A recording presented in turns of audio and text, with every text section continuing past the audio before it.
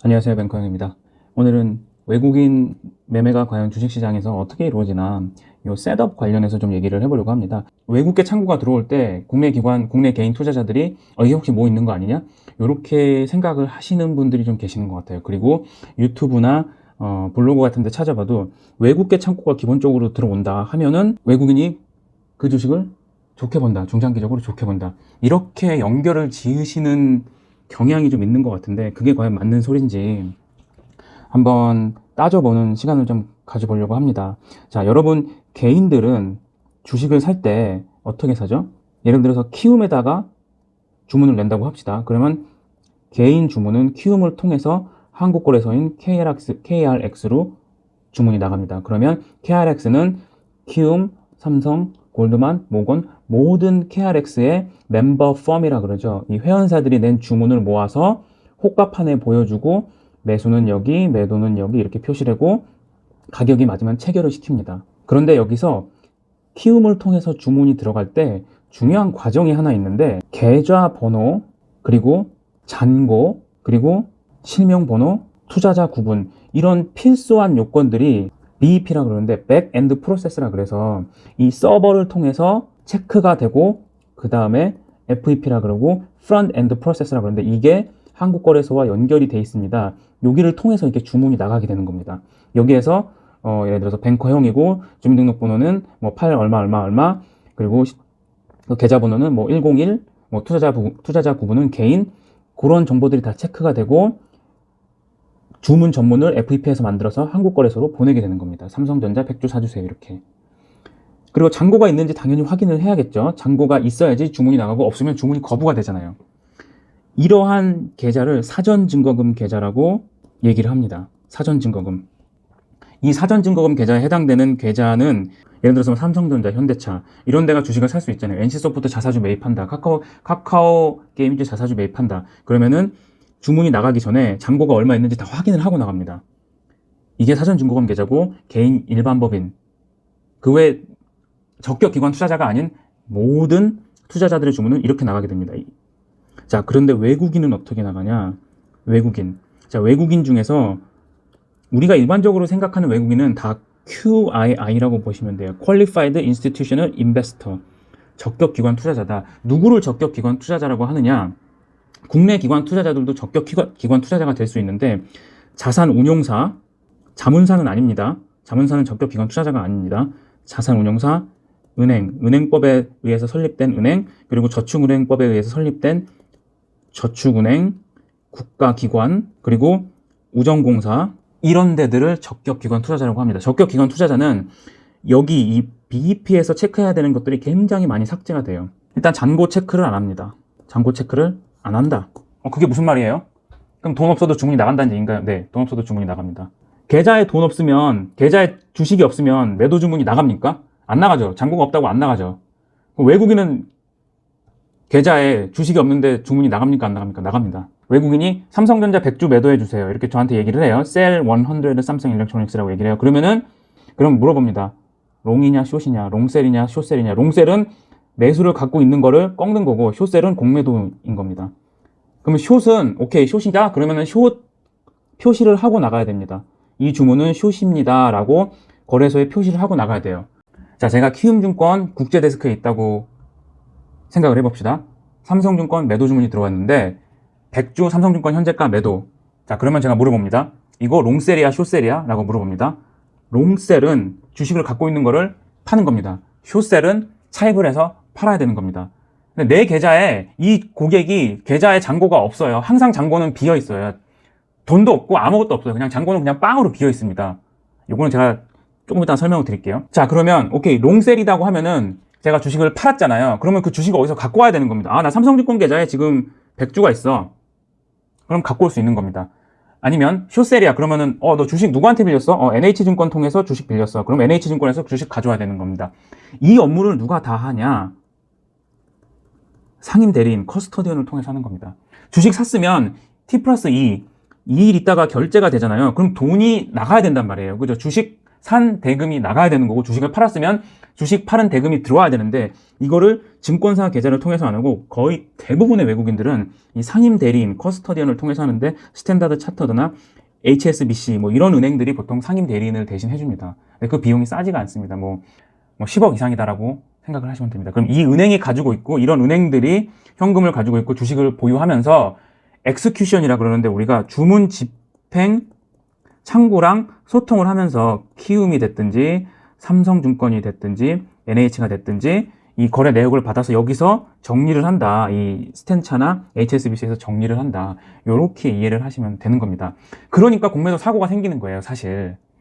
근데 정확하게 얘기하면 이거를 정확하게 내가 잔고가 어디 있고 내 잔고가 있는지 없는지를 확인이 돼야 되는데 이게 업무상 착오 때문에 확인이 만약에 안 됐다. 나는 잔고가 있는 줄 알았는데 차입을 했는지 알았는데 차입을 못했다. 그런데 그냥 매도 버튼 눌렀다. 그러면 이제 난리가 나는 거죠. 그러면 이제 사고가 나는 겁니다. 나 빌렸는지 알았는데 못 빌렸대. 어떻게? 빌려와. 이자를 30%를 주든 40%를 주든 어디서 빌려오든 대주주한테 가서 싹싹 빌든 빌려와. 이자 100% 주든 200% 주든 빌려와야 됩니다. 무조건. 거기에다가 빌려와서 주식 채워 넣어야 되고 이제 벌금은 따로 있죠. 그래서 골드만삭스에서 71억인가 벌금을 맞은 적이 있어요. 그래서 이제는 공매도에 대해서 만약에 무차익 공매도가 발각이 되면은 굉장히 엄격하게 우리나라도 페널티를 주기 시작했다. 자, 그러면 CLSA를 통해서 주문이 나갔을 때 또는 골드만삭스를 통해서 모건 스탠리, UBS, 크레딧 스위스 그리고 석젠 이런 데가 있다 했을 때 그럼 얘네들이 들어왔을 때 얘네들은 그냥 브로커입니다. 주문 내는 창구입니다.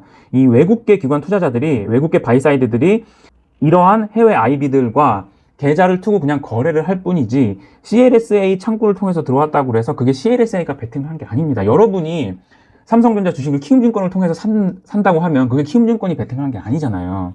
물론 이런 하우스들이 그 프랍데스크라고 해야 될 프랍데스크로 불릴 수 있을 만한 사실 이제 엄밀한 의미로 따지면 볼코를 때문에 이제 프랍데스크가 없는데 그래도 위험을 어느 정도 테이크하는 그런 데스크들이 있거든요. 이런 해외 외국계 증권사들에. 그래서 그런 데스크에서 해지 목적으로 자기 북이라는 말은 자기 계산이라는 말입니다. 자기 계산으로 주식을 갖고 있을 수는 있는데 대부분은 고객 물량인 경우가 많다.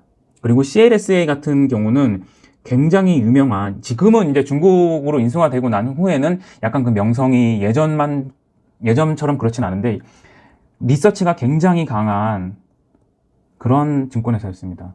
여기에서 얘기를 하는 거는 왜냐하면 여기가 사실 IB가 없고 이 주식 브로커리지에 특화된 회사이기 때문에 누가 봐도 얘가 얘기하는 거는 외부의 압력에 크게 영향을 받지 않았다고 투자자들이 인식을 하는 겁니다. 외국계 투자자들이. 그래서 CLSA에서 예전에 너무나 많은 케이스들이 있잖아요. CLSA에서 하이닉스 매도 의견 한번 냈더니 국내 증권사 10군데에서 매수 의견을 내도 그날 하루에 7% 빠지고 8% 빠지고 이게 왜냐하면 CLSA를 그만큼 외국계 증권사들이 신뢰를 하는 겁니다. 우리나라 증권사 예를 들어서 그냥 일단 키움으로 무조건 가겠습니다. 키움증권에서 삼성전자 바이를 했어요. 보시면 삼성전자에 대해서 지금 중립 있습니까? 중립 없어요. 다 바이예요. 현대차, 우리나라 대표 기업, 삼성 SDI 중립 있습니까? 거의 없어요. LG화학 같은 경우도 물적 분할하기 전에 중립 의견 있었습니까? 없었어요. 거의 15개 중에 14개는 매수였어요. 아니면 15개 다 매수거나. 근데 어떻게 신뢰를 해요? 외국계 기관 투자자들이. 외국계 기관 투자자들한테 국내 증권사 하우스들의 목소리가 닿지 않는다는 거는 차치하고더라도 왜냐하면 영문으로 리서치를 발행해야지. 그리고 페이퍼가 발행되면은 외국계 PM을 포트폴리오 매니저라 그러는데 펀드 매니저라고 이제 콩글리시를 얘기하면은 그 사람을 붙잡고 세미나를 해야 되고 설득을 시켜서 이 주식을 사게 만들어야 되는데 그거를 보통 이제 하이터치 데스크라고 하거든요. 세일즈 데스크. 하이터치는 주문을 대신 받아서 트레이더가 집행을 해주는 겁니다. 그런 조직을 갖고 있는 증권사가 그렇게 많지가 않고요. 영문 리서치를 발행하는 증권사도 많지가 않고 삼성, 한투, 신한, NH, 미래에셋대우 요 정도 빼고는 하이터치 세일즈 데스크가 아마 있다고 하기 좀 애매할 겁니다. 파생은 그래도 조금 있는데 그냥 전자적으로 이 픽스 프로토콜을 통해서 외국인이 내는 주문을 그냥 받아서 중개만 해주고 이트레이드 이런 데는 이베스트 이런 데는 주식이 그 인바운드 세일즈가 인바운드가 있는데 그냥 일렉트로닉으로 나가는 것만 한다고 제가 알고 있거든요. 만약에 이베스트 증권 직원분이 혹시 보시고 계시면 만약에 이게 아니다, 우리 세일이 있다, 그럼 말씀을 좀 해주세요.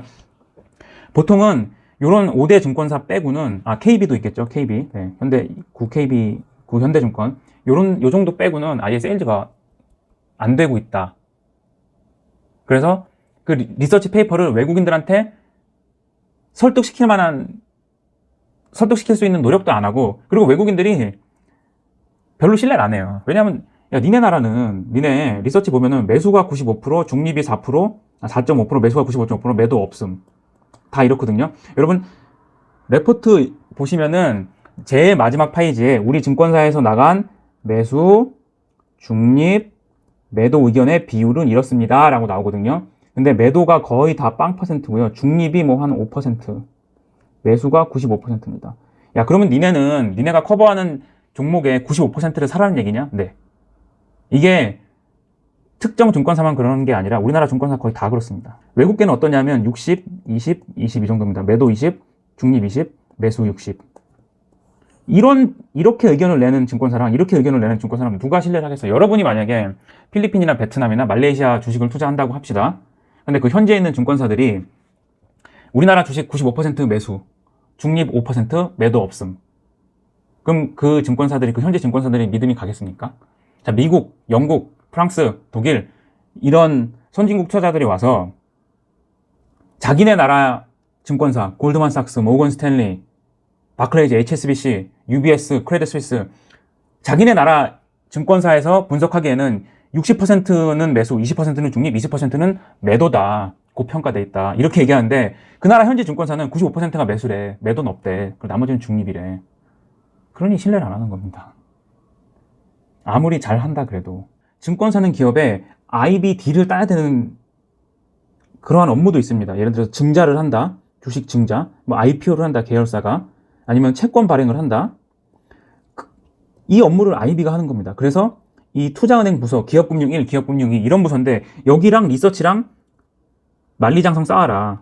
둘이 얘기하지 말아라. 그래서 차이니즈 월이라고 그러거든요. 왜? IB에서는 리서치에서 보기에는 이 기업 별론데, 근데 이 기업금융부서에서는 만약에 채권 발행을 해야 돼요. 근데 별로해서 원금 상환 능력이 별로 없어요. 이렇게 얘기하면 그 채권을 누가 사겠습니까? 아니죠. 원금 상환 능력이 100%다.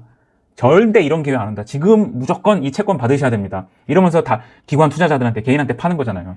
근데 리서치에서 보기에는 이 기업 안 될 것 같아. 그럼 어떻게 합니까? 이해 상충이 생기잖아요. 그거를 그나마 잘하는 데들이 외국계 증권사고, 외국계 증권사에서는 우리는 무조건 매도야, 내가 보기에는. 채권 IB 부서랑 리서치 부서랑 아예 층이 다르고, 아니면 아예 건물 자체가 다르게 해놓은 데도 있고, 얘기하지 말아라 니네 둘. 이렇게 해서 독립성을 유지해야 되는데, 국내는 만약에 리서치에서 중립이나 매도 의견을 냈다 그러면 니네 키움증권에서 우리 매도 의견 냈어? 너네 앞으로 오지 마. 우리 기업 탐방도 오지 말고 우리 니네 이거 IB 기업금융부서 니네 증권사랑 일 안 할 거야. 증권사가 힘이 약하기 때문에 이런 일이 발생하는 겁니다. 증권사가 힘이 약하기 때문에. 외국계 창구 분석은 그래서 의미가 없다라고 저는 생각을 하는데, 한 가지 팁을 드리자면, 한 가지 도움이 될 수 있는 부분이 있는데, 이 미국계 증권사가 있고 유럽계 EU 증권사가 있어요. 뭐 골드만, 모건, 뭐 뱅크 오브 아메리카 메릴린치, 뭐 이런 회사들이 있고, 유럽계는 UBS, CS, 바클레이즈, 뭐 석젠, 도이체방크 뭐 이런 회사들이 있잖아요. 근데 거대 헤지펀드들이 보통 거래를 어떻게 하냐면 미국계에서 두 군데 뭐 이렇게 하든지 그리고 유럽계에서 두 군데 뭐 이렇게 하든지 이렇게 거래를 합니다. 왜 그렇게 거래를 해요? 예를 들어서 뭐 AQR이다, 브리지워터다, 이런 데들이 미국계 헤지펀드잖아요. 걔네들이 왜 유럽 뱅크도 쓰냐, 미국만 쓰지 않고. 미국 뱅크에 위험이 생겼을 때 이 외국계 은행들이, 외국계 증권회사들이 신용 공여 한도를 확 줄일 수가 있습니다. 그럴 때 자기가 원하는 만큼 거래를 못 할 수가 있어요. 그럴 때 EU 권역에 있는 유럽 뱅크들을 사용하는 겁니다. 그리고 지금 은행에 적용되는 규제 중에 바젤 3라는 게 있어요. 바젤 3. 이 유럽 권역에 있는 유로존에 있는 은행들은 바젤 3가 의무인데 미국에 있는 은행들은 바젤 3가 의무는 아닙니다. 그러나 페드에서 바젤 3에 준하는 내용을 신용 공여 한도나 뭐 위험 비율이나 자본 비율이나 이런 거를 우리 미국에 있는 증권사에도 적용을 하겠다라고 얘기는 했지만 그 바젤 3에 적용되는 것만큼 똑같이는 적용을 안 합니다. 그래서 헤지 펀드들이 신용 공여 한도 때문에 그리고 카운터파티 리스크 때문에 미국, 유럽에 있는 거대 투자은행을 이렇게 두 군데씩 아니면 이렇게 뭐 한 군데씩이거나 좀 나눠서 쓰는 경향이 있습니다. 그래서 만약에 어떠한 매크로 이벤트가 발생했을 때 삼성전자, 현대차, 뭐 기아차, 네이버 이런 주요한 시가총액 상위 종목으로 매수나 매도가 미국 뱅크, 유럽 뱅크가 동시에 나와서 1, 2, 3위 안에 막 들어있다. 그럴 때는 외국인들 머니가 차라리 들어온다. 외국인 한 머니가 차라리 좀 스마트 머니가 어느 정도 들어온다. 차라리 이렇게 생각을 하는 게 그나마 창구 분석 중에는 그나마 50.5% 정도는 맞을 수 있다. 50.5%. 그러니까 이 창구 분석이라는 게 너무 의미가 없는데 왜 그렇게 분석을 하는지는 알아야 될 거 아니에요. 이 거대 헤지 펀드들이 미국이랑 유럽계 은행들을 따로 쓴다. 최근에 무슨 일이 있었죠? 아케고스로 크레딧 스위스가 아주 박살이 났죠. 그리고 그 전에 그린라이트이 엄청난 손실을 봤는데 그걸 또 제대로 관리를 못해서 크레딧 스위스가 손실을 떠하는 경우가 있었거든요. 그래서 크레딧 스위스는 최근에 고객들한테 신용 공여 한도를 엄청나게 낮췄습니다.